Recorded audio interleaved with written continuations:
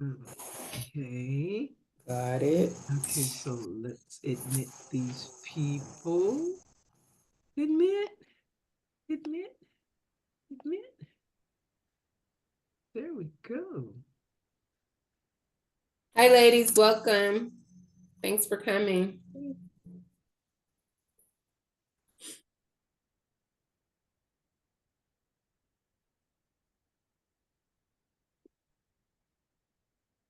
Jeff, you're muted. Incredible. Could he cost Trump a key state in November? Plus, Hi. as MAGA descends Hello. on Springfield, Hi. How you Hi. doing? turns out Good. How are you? Good. Just saying hello. So I'm going on mute. Okay. I was saying I could make you host, Shemika, just so you feel better. Shemika, Yes. I can make you host. What does that mean? To share? No, it just gives you a little bit more control. Because if I make you host, then you because we're not live on Facebook yet, Okay. but you can go on and push the button. Go ahead and do it. I'm sorry. Make her host. Make her host. Okie dokie. Hi, Pauline. Hi. Hello, Dolly. Hello. Hi, Pauline. Okay, you're host now. And anytime ready. you go to your more things, and then you can, let me see. More. And then live on Facebook. But do you go live in the group? Or just on Facebook? What do you mean, my dear? I was trying to go live in my Aging in California group. Or am I just going live on Facebook? I don't Facebook. I don't know how to do that. What'd you say? Okay, Chef, no, you go ahead. You can, or you can make Clarity the host. Mm-mm. No, okay. Chef Cheryl, you can go ahead. I have to get a little more savvy with that.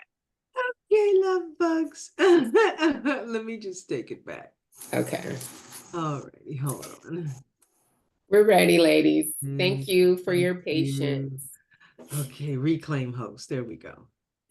Okay, so we're gonna go live on Facebook. Ready? In 3, I'm gonna mute everybody in a second. 3, 2.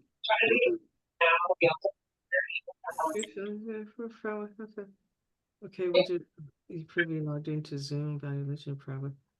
Yeah. Okay. Go live, go live. There we go.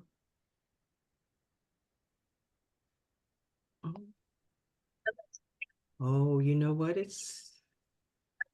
In the future, it can tell you where you can go. Now, see, it'll tell you where you can go. See, if you were the host, it would have asked you where you wanted to go. That's okay. Ready? Mm-hmm. Hello, everyone. Thank you for coming. My name is Shemika. Are we ready? Yes. Hello, everyone. Thank you for coming. My name is Shemika. Or background noise. Can everyone mute themselves? Thank you. This is National Healthy Aging Month, and our webinar is about healthy aging. I love the aging process because National Healthy Aging Month, and our webinar is about healthy aging. Where's the background noise coming? Why am I hearing myself? It's the echo. Okay, hold on. Okay. Where's the background noise? Why am I hearing myself? Okay, hold on for a second. Okay, hold on.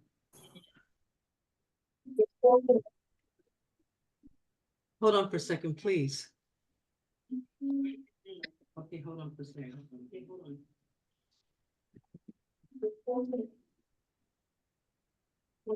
Yes. Hello? Hello? I'm busy doing something. What's up? Okay. I'm in a meeting. Yes. Hello? Okay.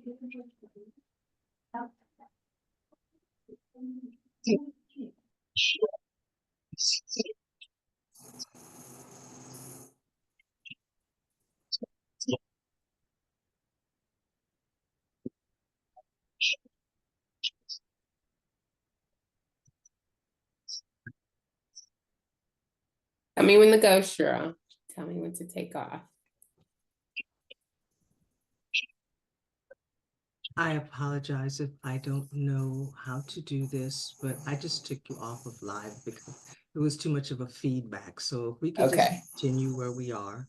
Okay. Now, it is All right. still being recorded, but yes. No problem. Mhm. Again, hello everyone. Thank you for coming. My name is Shemika Carter. I am a board certified adult and gerontology nurse practitioner. September is National Healthy Aging Month, and I love aging. We need to embrace it because you only get two choices. You either grow old or you die young. So go figure. We're going to talk about aging in a healthy manner. I have with me today Chef Cheryl and Clarity Jones. Chef Cheryl, can you introduce yourself? Yes. Good evening, everyone. My name is Chef Cheryl Tate.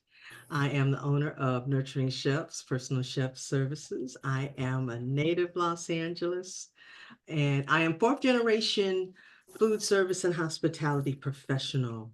And I come from a very big family. We're going to talk about aging in a second. So I come from a very big family, and I'm like the youngest cousin, okay?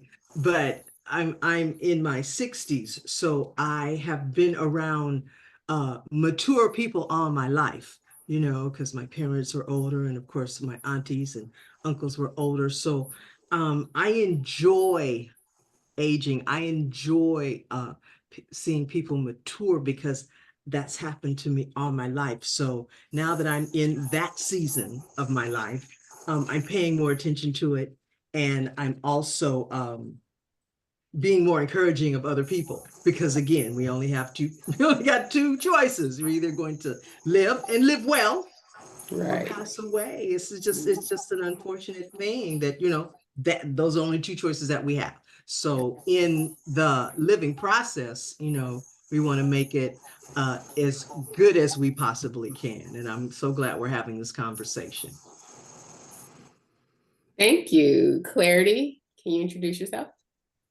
Hi, everyone. My name is Clarity Jones. As Shemika said, I am an author, a mom and grandma. I wrote a book called Diary of a Mad Fat Woman. I struggled with obesity for many, and I would journal about it. And I journaled what I thought was going to be my success. And what I ended up doing is journaling every failure. And I published it because somebody else I know is going through the same thing. And so with that, I started an accountability group, the Motivated and Determined Accountability Group for women, where we just encourage each other to eat well, live well, mentally, physically, spiritually, just a whole one. That's who I am. Thank you. Thank you. Thank you. Thank you. So what are some habits or routines? We're going to get going and I'm going to ask some questions and the ladies are going to answer the questions. And then after we're done, we'll have a question and answer session. You guys could ask me any questions that you would like. Okay. So what are some habits or routines you've adopted to promote healthy aging? Clarity, you go first. So one of the things for me, as I mentioned, is accountability. I had a bad habit of sneak eating everything. I'd sneak eat before a dinner event. I'd eat my kids' food and then eat my own food. I'd, eat their leftovers. I know my son not gonna eat that burger and I'd eat it. Just so accountability for me has been key to share what it is I'm doing, share what I put it out there. If I say I'm going to do something, then it keeps me accountable to do that. I share it on social media. I share it within the group. Hey, I'm going to do this. I'm going to do this challenge. I'm going to eat vegetables every day, or I'm going to do. So accountability for me is number one. Thank you. Chef Cheryl? I would have to say one of the things that I would say I'm accountability. I don't know if I could top that one, clarity, but just being more committed to everything that I said I'm going to do. You know, I have plans, I have goals. Sometimes I'm not always sure how to go about them, and so in my maturity, I'm finding that instead of just saying, "Oh, I don't know how to reach that goal," I ask questions because I'm going to attend a class. I've attended many a class, so I gather from different areas. So I have found that it really helps to just just take your time and pay attention to what's going on and understand that sometimes that your accountability and your goals and everything, they may seem a little frightening, but it's okay to keep going. I found that consistency is so Yeah, it's on. so important. And for me, the number one habit that I've changed is my diet. I am a foodie. I love food. I love to eat. I love to eat out. I love snacking. And what I've learned is the standard American diet has generated a population of obese people. And I was one of those obese individuals also. So I changed my diet and I pretty much eat 90% of my diet comes from my kitchen, from groceries, ingredients that I put together to make meals. I used to stop at Starbucks every single morning and get me a skinny vanilla latte and a lemon loaf every single morning for about 3 years in a row. And that was a very hard habit to break, but I broke the habit. Even my coffee comes from my own kitchen. So that's the biggest habit that I changed to accommodate my aging process. How do you stay physically active as you age, and what activities work best for you, Chef Cheryl? You're muted. Mute. Forgive me.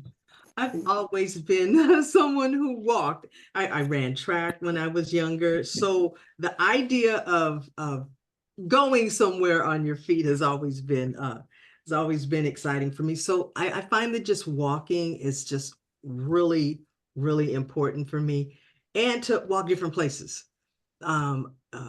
One of the things, and again, we're so fortunate to be in Los Angeles. I live in South Los Angeles, but I'm on the west part of it also. So to me, the beach is not very far. So I've been finding in my quest for walking and finding more interesting things to go, interesting places to see, I'm going to start back to visiting the Strand. So I'm finding that, in my walking, that the variety part of it takes is really helpful. And what I said I'm going to do is I'm going to start asking one person to come with me walking, because there's so many different places. There's so many different places around Los Angeles that I know of in the area that I'm in. And they're being developed now as we speak, as the city is being developed, but definitely getting the walking counterpart in, and just being outside in nature. Nice. Clarity? So there's a quote, and I don't know who said it, but he said, if you fail to plan, you're planning to fail. And so for me, I plan workout. I plan it, whether it's a walk, I make plans to do it. I have a trainer, I work out with him 3 days a week, but I plan walk. So that's the strenuous stuff for me with the trainer. But just a walk, a hike, I love to hike, and we'll schedule a hike. Hey, let's go hike after work, or, but planning is important. For me, it is, I generally tell the patients, every person that I see, that the CDC recommends that you get 150 minutes of physical activity a week. Once a week, that equals 30 minutes a day, or you could chop it up however you want, but it's 150 a week. And what I've done is the same thing. I hired a coach as an accountability partner because I know myself, exercising is not one of my favorite things, have never been. And the bigger I was, the more I did not want to exercise. I didn't want to move because it hurt. So the accountability partner, I work out with him 3 days a week. And then on the other days, the opposite days, I either walk or I move. I make myself move. But the biggest thing was hiring a coach to help keep me accountable so I can get that 150 minutes in every week. How do you keep your mind sharp? I'm sorry, what role does nutrition play in your approach to healthy aging? This is a very important question. Cheryl, you're the chef.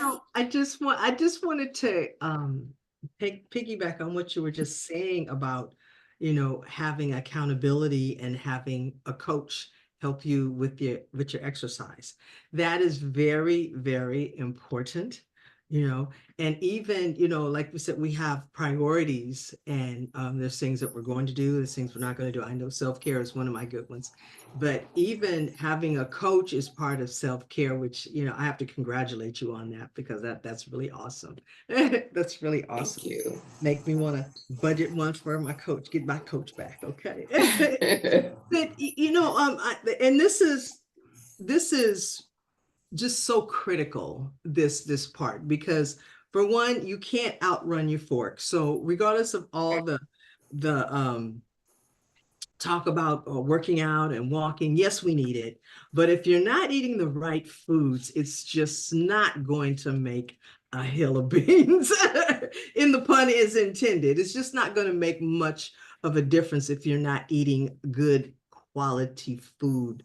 Yes. So it's just a critical thing that I really can't over or emphasize. Eating the right foods. And Shemika, I have to congratulate you again, because you said you're eating out of your kitchen, which is so important. Because again, we're just in one of these environments where we don't always know where our food is coming from and who's preparing it and all those other questions that come along. So just the fact of you in your kitchen, you preparing your food, is awesome. It's awesome. And if we can all get back to that, and here we are in this aging process, we may not want to get in the kitchen, but somebody has to get in there. Somebody has to get in there. So I may even make this as a encouragement, or even beseech thee, dear brethren, to think about, what it is you're eating, and may want to change that a little bit. We may want more vegetables in our diet. How are we going to do that? How are we going to make plans for that clarity? This is so important. We're in the speaking of aging right now, but this weekend I'm going to be talking to some young people from the church that are in rites of passage. And my main question to them is, what you eat now is what you're going to be. So we need to start on this journey of eating well. So, I mean, I don't mean to sound redundant, but it really is important that we get our nutrients in. And yes, as we age, we may not want to eat as much. I know I don't want to eat as much, or there's things that we don't eat anymore. So we need to find better ways of eating healthy. As a personal chef, that is what I do. I would love to talk to anyone about that, but it's just a critical thing. I'm finding now in my career path, I'm working now with parents with young children, but yet seniors are one of the fastest growing populations, and they still need that information too. They still need that encouragement too. They still need that assistance too in eating well. So I hope I haven't been to that. But that was great. That's great. It's a critical thing, because you are what you eat. You really are what you eat. And if you're in that eating that lemon loaf every day with the skinny vanilla latte. That's what you were, you know. I mean, but I'm just giving it an example, you know. So you saw that, you know, this isn't going to work. It's not going to, you know, on the long run, it's not going to work. So just, you know, just you thinking of, you know, it has to get better. I would just, if anybody is really interested in changing their diet or at least doing one thing, that's right. Yes, yes, Arnetta, that's just what I said. You cannot run your fork. Think green. Just think green. Think something green. If you can eat something green every day, you've done 50% of what it is you need to do, and not something, and not green Doritos, something green out the ground that, well, that's not terribly cooked. Okay, then you're really there. You know, you've achieved something. You really have. And be consistent. Be consistent. Consistency is a key word. Yes, consistency is so key. This is great.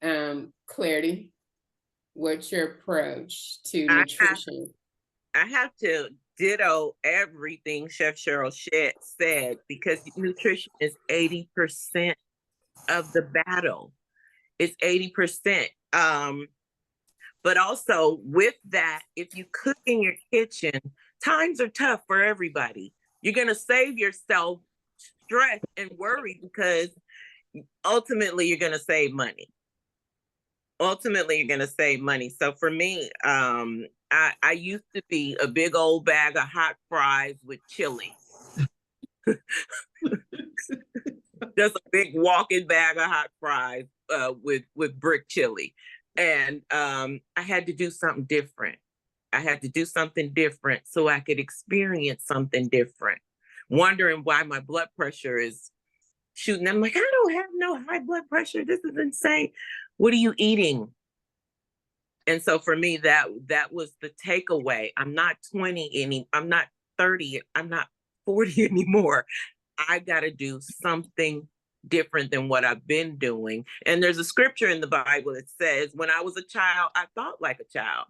And when I became a man, I put away childish things. So will I say I'll never have a bag of hot fries again? I don't know. But I know right now, I don't like the feeling of feeling discombobulated and my head spinning and wondering what's wrong with me, and then realize it's my blood pressure. So I don't have to feel like that anymore. And I know what causes it, and I just don't choose that anymore. So I do a hashtag make good choices, and I every day just try to make good choices. Good job. For me, with nutrition, one of the approaches, I try to steer clear of genetically modified food ingredients. My kids, when we're in the grocery store, they're like, you're taking forever, because I'm reading the labels. Almost everything may contain or contains bioengineered food ingredients. So let me give you a little history. These products, the FDA approved them in 1994 for consumption, the population. There's still some countries that don't allow bioengineered food ingredients in their food. There's still some countries, but they're westernized now. GMOs, absolutely. You got to look at all these food labels, and it's really hard to get away from all of them, but as much as possible. So in 1994, the FDA approved it. In 2015, the FDA approved salmon to be genetically modified salmon to be sold. And in 2016, Congress said, listen, you got to let these people know what they're eating. They're eating this genetically modified food, and it's just the DNA has been changed. And what it does is, they say the benefits of it is it resists pests. Listen to this. It resists pests. So those little bugs, it keeps diseases away, but it also makes the food grow bigger, faster. They started in 1994. 2 decades ago, our obesity epidemic went out of control. We started seeing gigantic kids that were just morbidly obese. And we see so many morbidly obese adults within the last 20 years. Within the last 20 years, they genetically modified food ingredients to go in our foods. So our bodies can't break that stuff down. while it's having the food grow bigger, faster, we're growing bigger, faster too. And we have a generation of super obese people, and we don't understand why. It's what we put in our mouths, and our bodies just cannot break down that food. So I really try to steer clear of as many genetically modified or bioengineered food ingredients. Again, like I said, you can't do it all because it's so much, like Kraft, General Mills, all of them have added it to their ingredients for their cereal, for everything. And even the watermelons with no seeds, all of that, it's everywhere. However, as much as possible, I try to stay away from it. And as long as I stay away from it, then I could maintain where my weight is. And I even go down a little bit more. The moment I get off and come out of my kitchen, start eating out at different restaurants and eating fast food, I start blowing right back up. I mean, it comes right back. And it comes back with a vengeance. So that's one of the things, that's an approach that I have taken with my nutrition as it relates to healthy aging. How do you keep your mind sharp, Clarity, as you're aging? I want to piggyback on what you said really quick. So in beauty college, we were taught flip your wrist.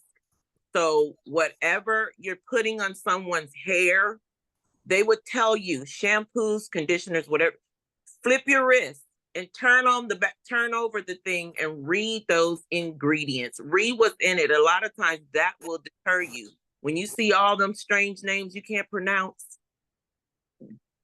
avoid it.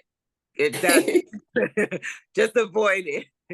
So just think of that with your food. We were taught concerning hair products, but think of that with your food. Flip your wrist every time you get up. Right. So to answer that question, for me, I'm spiritual, relationship over religion, and fasting prayer is the for me. That's So it. Cheryl, Yeah. sorry. Go ahead. Yeah. I'm a very holistic person, spiritual. I really believe in quiet time. I really think that as well as with everything that we're doing, we need a quiet time. And that goes on a lot of levels because as we age, we're finding that, we're making the Cheerios smaller. There's things that we don't want to do anymore, and there's people that we don't want to be around anymore. So we're kind of with ourselves, and we're kind of with people that we want to be around. So I'm just going to take it just a little bit further. So introspection is just really, really, to me, it's just important. I really feel that, we need to take quiet time out of everything that we're doing. Put down your phone, turn it off sometimes. I just really believe that quiet time, it heals a lot of things. It heals a lot of things. And if we're not taking that time out, if we're not talking to someone, if we're not in some therapy of some kind, yes, we all need it. But if we're not in that, it's kind of hard to age gracefully and still have a chip on your back from something from 12 years old. Okay. So I just really feel that taking the time out to be quiet and to really be honest with oneself is one of the things that, I think is the beauty of aging, because it means you're growing up. It means you're taking care of those things that you needed to take care of maybe 10 years ago, but weren't ready to take care of 10 years ago. So, and because guess what? If you don't take care of it, it's going to be happening 5 more years from now. Okay. So, so I just really believe in quiet time and meditation and taking time for oneself, because we're in just a really interesting environment. There's a lot of things that are going on. There's a lot of things that are taking our attention, and we need our optimum health, just like we need a great diet and great exercise. I just really feel that your mental capacity needs some we need to work on that. Yeah, It's thank just one of you. those things of aging. It's just it needs to happen. Really needs to happen. Right. I studies on top of studies on top of studies have shown to, as you age, to ward off dementia, which is the loss of your memory. And the most popular dementia is Alzheimer's dementia, is word search puzzles, doing word search puzzles or Scrabble. And my most favorite thing to do is play Scrabble. My kids won't play with me no more because they say I just get too into it, especially when I'm winning. But play Scrabble, and I do word search puzzles all the time. I also read. I have like a mini library here, and I'll read any and everything. I read because it keeps my mind stimulated. It keeps me going. It keeps me up on current times, current events, what's going on, and historical things, research, and all of those things. So word search puzzles, studies have shown that doing word search puzzles as you age stimulates your mind and it wards off dementia. Also, I play Scrabble. They have Scrabble on your phone, but I suggest you get the board game Scrabble because, like you said, Chef Cheryl, we need to put this phone down sometimes and just focus on what needs to be focused on, and reading. Those are things that I do to keep my mind mentally stimulated.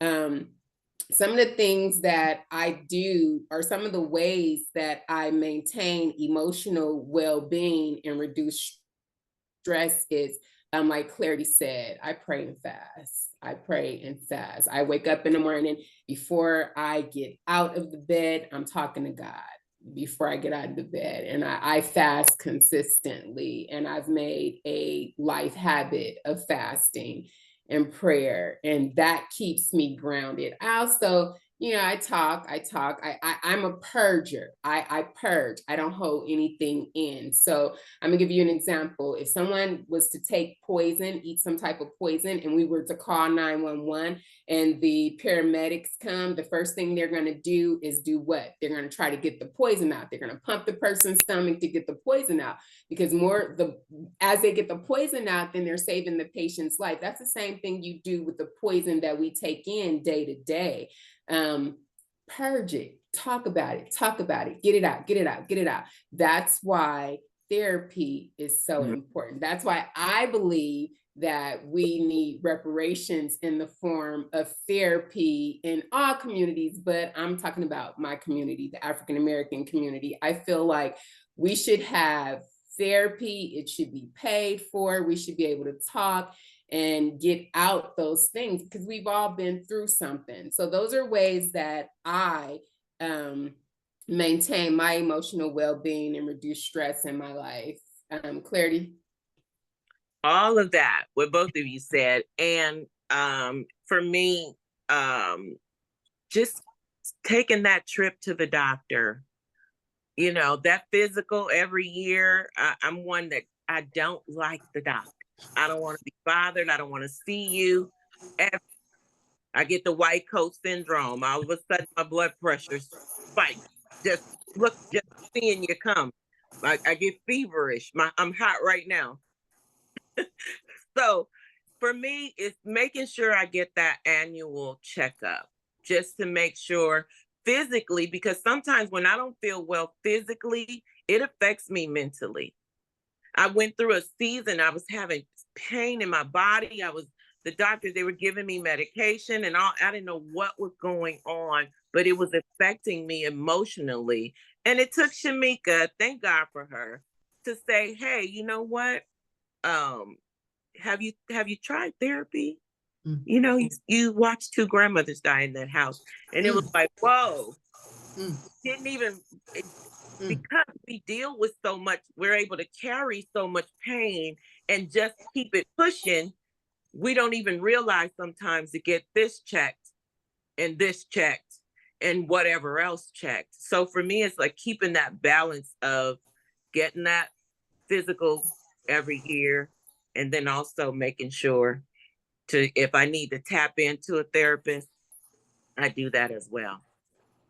Tap in, nice. How important is social connections to aging well, Chef Cheryl? Okay, I Social. just, we're having piggyback time. Okay, so clarity.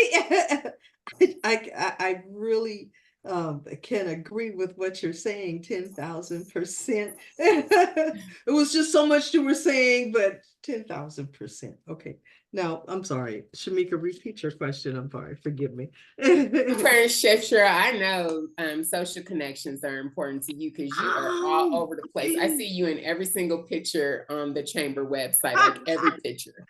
So how important is social connections to aging well? Okay, well, as I kind of said in the beginning, I come from a very big family, and I also come from a family of service. So we are used to having a lot of people around. So um joining a chamber, joining a group of like-minded people is so wonderful because again, we're moving in a direction. And as with families also, we want to steer our family in a direction because again, we're older. We have children or may not have children, but we got nieces, nephews, people that look up to us. So as we are coming together and moving in a direction, we can take the younger people with us, so it's literally just being a good example, and I enjoy the group of people that I'm around. I think God put us all together because because I pray for these things, I pray for good people, to be around good people, so we all can do things together because no person is an island, as much as I want to help everyone, I need help too. I can't overlook that. So just social connections are just so important. I have a thread every morning. It's with 9 of my cousins, my sister and 8 cousins. Okay. So every morning I'm getting a text, a GIF. Hi, cousin. I love you. How are you? This is what's going on. Oh, the cat died. Oh, somebody is going on a trip. And I believe my cousin is she's in the audience, and I'm gonna get her to speak once we're done. But I hear from my cousins every single day. I hear from my cousins every single day, and that is so encouraging, so encouraging. It's that it even helps in the groups that I'm in with the chamber and other friends because I have that cohesiveness and I want to keep that cohesiveness. So again, social interactions are just wonderful. I may not be the social media person, but like I just said, every morning I get a handful. Every morning, every morning when I wake up, I know there's at least 10 people that love me. Okay. So I'm, and that's a beautiful thing. I'm really fortunate to have that. So even in the other groups that I'm in, I'm fortunate to have that. And I'm always wanting to encourage whomever, is in the group to just, be a part, be a part. Nice. Miss Clarity. So let me tell you how important social connection is. There's a study that say men who marry live much longer than single men. I don't know the gap, but they live a lot longer than single men. Women, sad to say, but anyway, women live longer when they're single because of the way they interact socially. We have our girlfriends, we have our children, so we have these connections that we foster. So women who tend to have those connections and have those outside relationships, they tend to live long as well. They live and thrive. Those who have those connections, girlfriends and children and nieces and nephews, and we just kind of branch out. We're beautiful flowers. But yeah. That's an interesting question. That's an interesting statement that you said. Married men, but single women. So where's married women? So Men's women. Their life should be long too. married Okay. women, some of them are stressed out. Yeah, behind the man living long. Okay, I'm just saying. I mean, that's interesting. No, that's interesting because I'm living that. I'm not stressed out, but I am in a stress situation. But that's that's an interesting statistic. It really is. It needs more examining. We have to learn how to, as the pilot tells us, to give ourselves the oxygen first. And many times we don't do that. We give it to our spouses, we give it to our children, we give it to the neighbor, we give it to the dog, we give it to everybody else. And then we like, oh, wait a minute, now it's my turn. But by then it's too late. That's true. We just got to prioritize. And I think married women will live just a lot longer. If they start prioritizing. You guys did really, really well on that question. So I'm gonna go to the next and I'm gonna answer it first. How do you adjust to your self-care routine to meet the changing needs of your body over time as you age? So for me, I'm perimenopausal. I'm hot flashing. I wake up in the morning and I'm stiff. My bones are aching. All of these are signs. I'm sweating. All of these are signs of menopause. My body is literally going through the change. I'm becoming a whole real queen. I'm just playing, but I am. But with that being said, the way I change my routine to adjust to that is supplements are life for me. So I make sure every single day the perimenopausal woman should have 1,200 milligrams of calcium a day.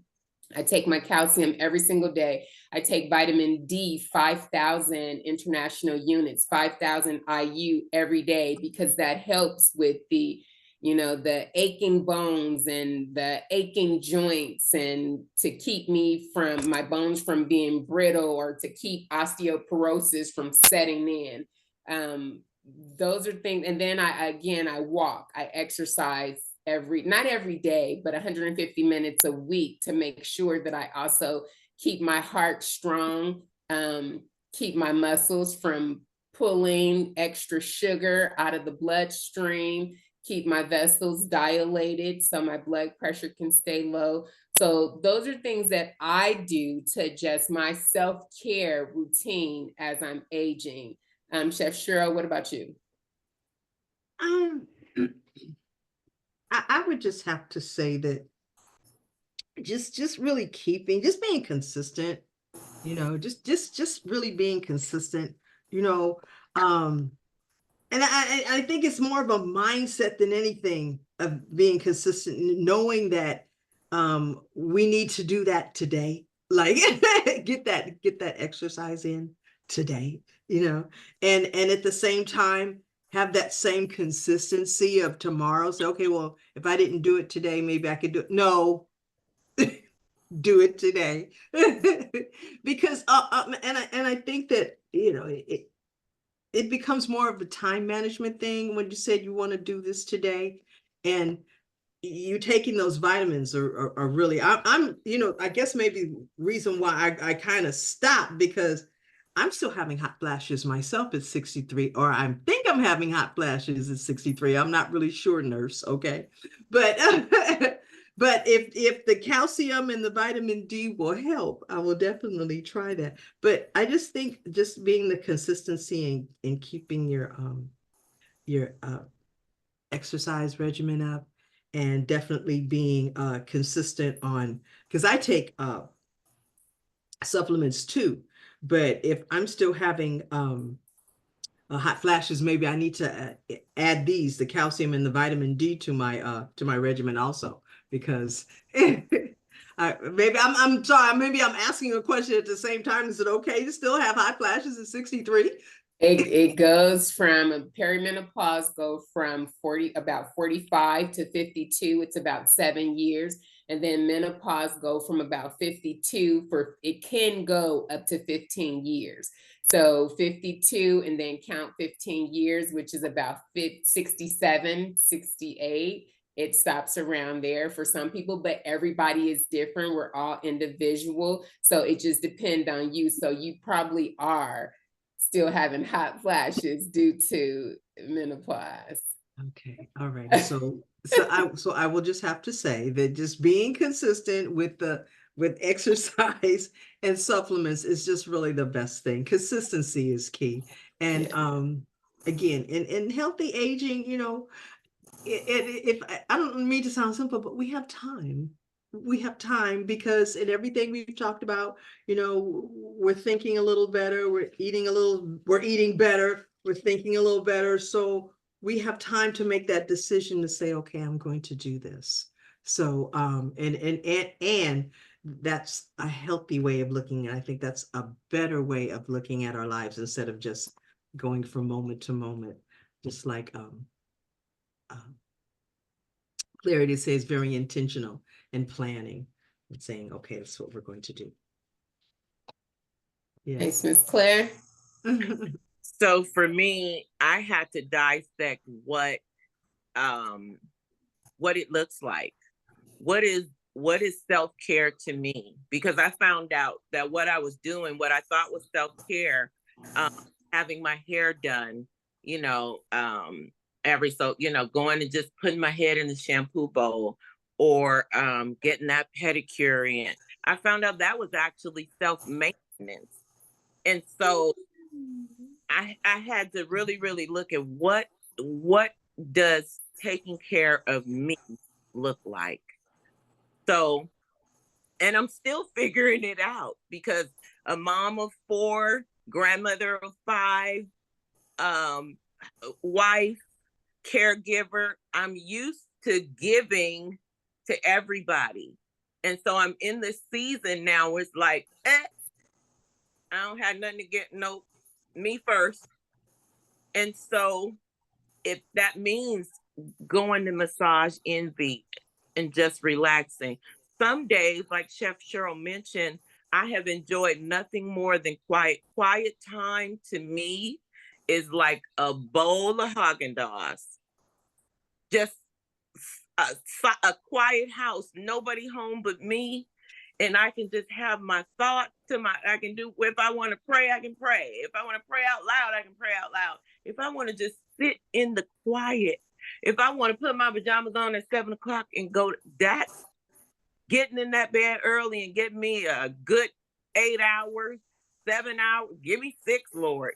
That's self-care for me. So for each individual, it's going to look different. But yeah, for me, it's I'm still exploring what that looks like. Yeah, and like you said, that the getting the hair done and the nails and all of that, that used to be self-care for me when I was younger.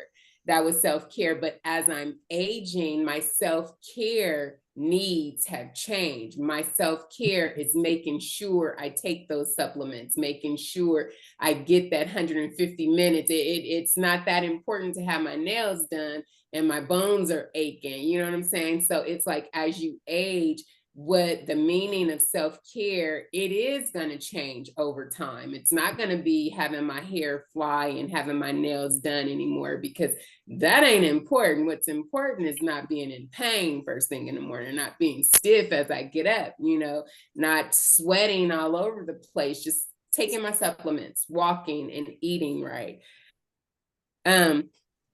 What is the role of preventative health care in promoting healthy aging? Listen, you guys, I can't say this enough. Early detection saves lives. If anything is going on with you and they catch it in its infancy, it's so easy to get in there and get it out, get treatment and get it out of there. When we go and get our colonoscopy, they look for polyps. What a polyp is just a little growth of tissue, right? They can go in there and swipe that polyp out and you'll never get cancer. But if that polyp stays in the colon, what happens is the colon it stays with feces in there at all time, even if because there's so many feet of intestines, right? So it always has feces in there. That's toxic waste. We waste that we defecate, we get it out of our bodies. And if you don't have a bowel movement, you get sick, right? So it's just sitting in there. Just imagine it going past that polyp every single day for years and years. It's going to turn cancerous. It's going to turn cancerous. That's how a lot of African Americans suffer with colon cancer, because they're not doing something as simple as getting either a fecal occult blood. That's when you take a little sample of stool and put it on the card and send it in, or getting your colonoscopy. And I have a colonoscopy, my very first colonoscopy scheduled this November, but colonoscopy for men and women, prostate exams for men, prostate antigen test. That's just a blood test just to show where your prostate levels are. If you have too much antigens or not, not really not enough, but if you have too much, then that's a sign that something is going on, and it could be cancer. It's probably nothing. It could be just your prostate is getting bigger, but it also can mean cancer. So it's best to get it checked out. Pap smears, mammograms, all of those things, those preventative services, the physical, like Clarity said, once a year, just visiting your doctor and say, do what you need to do with me, make sure I'm good, and getting out there. I can't stress how important it is. Preventative health care. Chef Cheryl, let's go with you. Yes. What is the role of preventative health care in healthy aging for you? Well, you really just said it. I mean, because I, like Clarity, do not like going to the doctor. I don't want to go, but it needs to happen. It needs to happen. And then when I go in and I get my labs and everything, they tell me I'm okay, and then come back later. Okay. But one of the things that I do have to say, that it is important that you go to your doctor. I do practice self-care.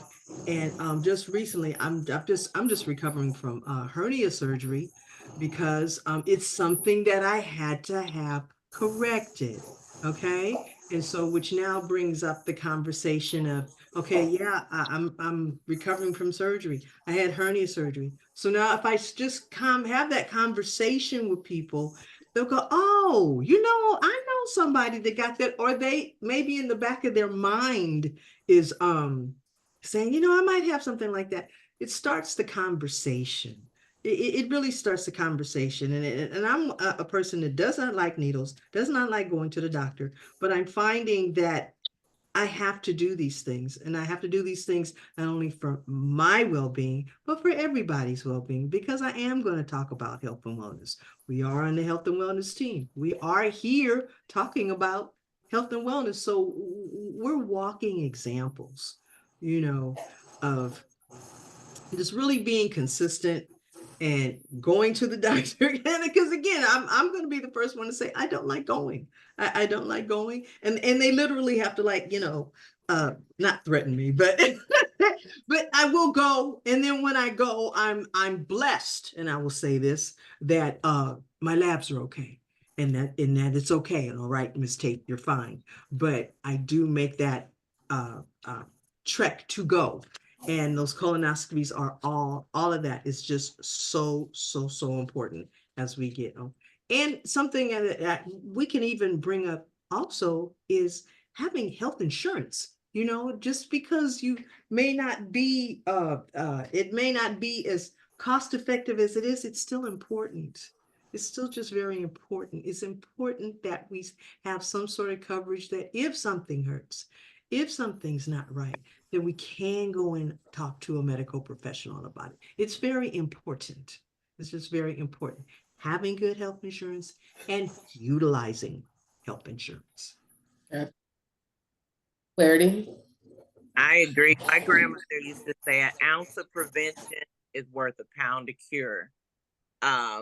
It's better to go. I'll just share this. I went to the doctor, got the labs. I think you'll hear me say this a dozen times. I thank God for Shemika, because I was one of those that I'm just not going. I'm not going to the doctor. I'm not checking.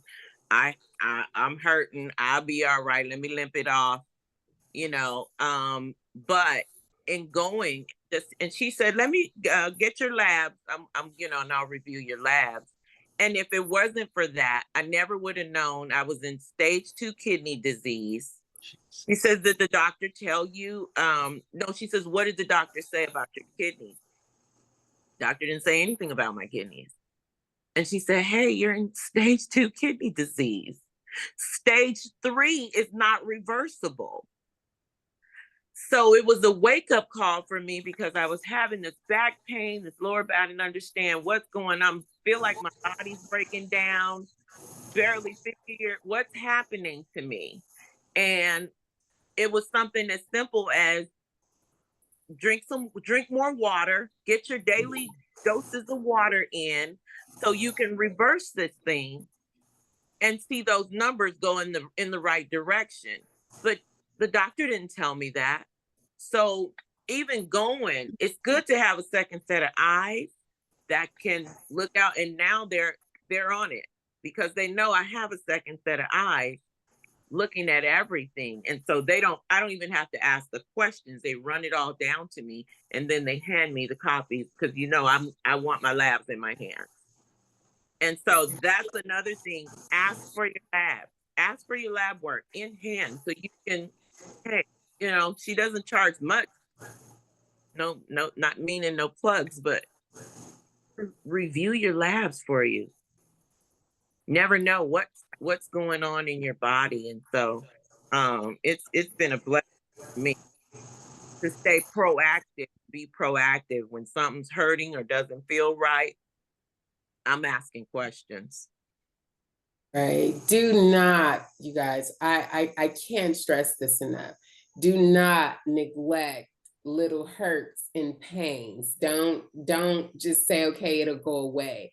Get your labs drawn. Your labs tell people like me what's going on inside your body. You can look in the mirror and see all day long what's going on outside your body, but what's going on inside your body, which is the most important thing, because those are the things that you can't see. We had a guy that came in the clinic the other day and he's only 52 years old. He was my age.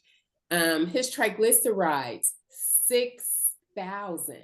That it's 180 is high. Anything over 180, 180 is high. 6,000. It landed him in the hospital for, what was it, 6 months, Clarity? Yeah, January to July.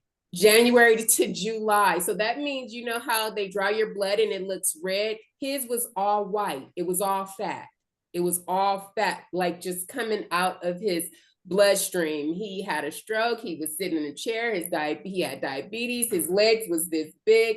He was all messed up. And he said he took full responsibility. He said, I just neglect myself. I have binges. I would go to the gas station and just get junk and eat it. And, I didn't go to the doctor and I just neglected myself. I got sick, went to the doctor in January and went into a coma and didn't come out into July. And he's there like, I need help. I really need help. And, I'm just saying that to say that's just an example of when you neglect yourself. Nothing and no person. God is more important than us. That's the only thing on this earth that's more important than you is God. And he's not a person. But there's no human that's more important than you. Your health is the most important thing. So we're going to move on. How do you, I'm sorry. I wanted to just say this as well. Because we also had a patient who came in, she was diabetic and she had been seeing a diabetic specialist for 2 years and her A1C didn't budge. And so if you 2 years. It's absurd. If you find that you're seeing a doctor and your health is not changed, or you feel like you're not making the time or taking the time to care for you, you have the wrong doctor. Get out of there. Get out of there. Go get a second opinion. Yes, I'm sorry. Go get a second opinion. No. Go ahead, because that, my eyes are tiny anyway, but they were this big. 2 years. 2 years and your A1C. We have a patient who started in May and her A1C was like a 7.4. Her A1C is a 6.2 just in 3 months. In 3 months. So just imagine this woman going to a diabetes specialist for 2 years and Years. no change. Crazy. That's just Zero. crazy. Oh my God. So don't let people play with your health. Don't let nobody It's play your with life. Yeah. Okay. I'm done. Yeah. Yeah, that was good. That was good. What strategies do you use to maintain a positive outlook on aging and life in general? And then we're going to take some questions. And thank you guys for your patience. Chef Cheryl, what strategies do you use to maintain a positive outlook on aging and life? You know, if I could just be as simple as saying, you know, Black people live a long time. If you take care of yourself, you will be around. Okay. I went to my uncle's 100th birthday party, you know, and he got to 100, and by 106 months, he said, okay, I'm tired, I'm ready to go. But I say this to say that I would visit him every year, and it was just the consistency of being around him, but he was well taken care of. He was very well taken care of. And every year that I would go see him, there was somebody that was always taking care of him. So, you know, the healthy strategies, I would say, is that, you know, we have to take better care of ourselves if we're going to be living this life. If we're going to be living this life, because we are going to be here. You know, there is a certain quality of life that we should be looking for as we mature, because either we're going to be here and we're going to be well and we're going to be prosperous, or we're going to be here and we're going to be not so well and we're not going to be prosperous, or we're going to be here and we're going to be sick, you know, because we're not really taking care of these things. So I just really think that we need to always keep in mind the quality of life that we're going to be living here, because we do live a long time. Our bodies do age, and we age well when we take care of it. You know, so I just really feel that our quality of life, again, kind of, you know, revolves around all those things: our mental, our physical, our spiritual, you know, and taking that time out to acknowledge that, because you know, what are we here for? Okay, so let me see. We have grandchildren. We have mature children now. We have mature people now that we're interacting with and that we are on this journey with. So it's just making sure we maintain a good quality of life. And again, I can't say it so much that, you know, I surround myself with very good people, and I have a good family. So those foundations are just what really, really, really keep us together in healthy aging. They keep us along the way. They keep us healthy. They keep us well. Nice, Keep us nice. well. Mhm. What strategies do you use to maintain a positive outlook on aging and life in general, Miss Clarity? So many years ago, I was almost up to 2 packs of cigarettes a day. I quit. I quit smoking. I remember saying, I'm not paying $3.75 for a pack of cigarettes. I'm not paying. It started at $3.25. I'm not paying $3.25 for a pack, and I kept buying them. I'm not paying $3.50 for a pack, and I kept buying. At $3.75, I thought, I'm not doing it, Lord. I need your help. I quit smoking. I quit drinking. You know, I looked older at 28 than I do today at 50. And so that was one of the things that I just eliminated, things like that, but also worry. I'm not doing it no more. If the dishes don't get done, they don't get done. If the laundry don't get done, there's tomorrow. I'm just not going to worry. And so that, and then if I need something tangible, I just make a list of the things that are going well for me, the things that are going well in life. If I need to look at something tangible, this is what's going well. I started doing that with my husband. Like we argue like cats and dogs. And I just thought he had a health scare and it scared me.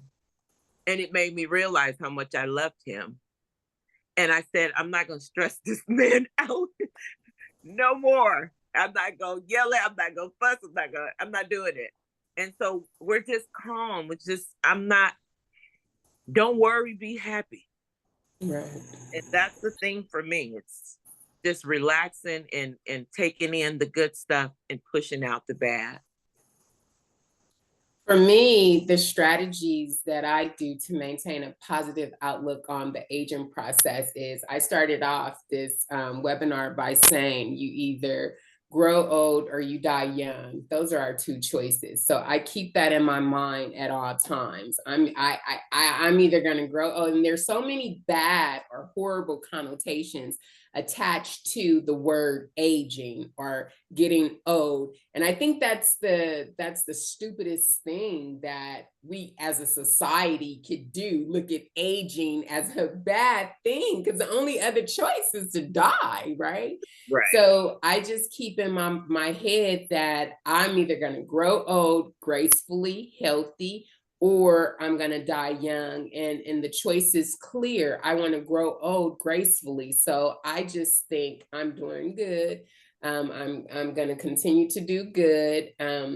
This is a journey. It's a marathon. It's not a sprint. I learn every day. I obtain wisdom every day. I embrace my life and everything God has given to me. And it helps me to stay positive in those times that I do feel negative and weak. And then another thing, sometimes I just turn off my phone. I just won't answer nothing or nobody, because it just feels good to be within my own zone, my own thoughts. And it helps me to write lists of all the things that I'm grateful for. I mean, you guys, when you get up in the morning, if you just think about your life, there's so many things that we take for granted, even your feet are vehicle. I've seen so many people that have lost their limbs, and just the ability to walk is a pure blessing. So all of those things help me keep a positive outlook on the aging process. Thank you guys so much. That's all we have. Do you have any questions? I'm going to stop recording. Okay.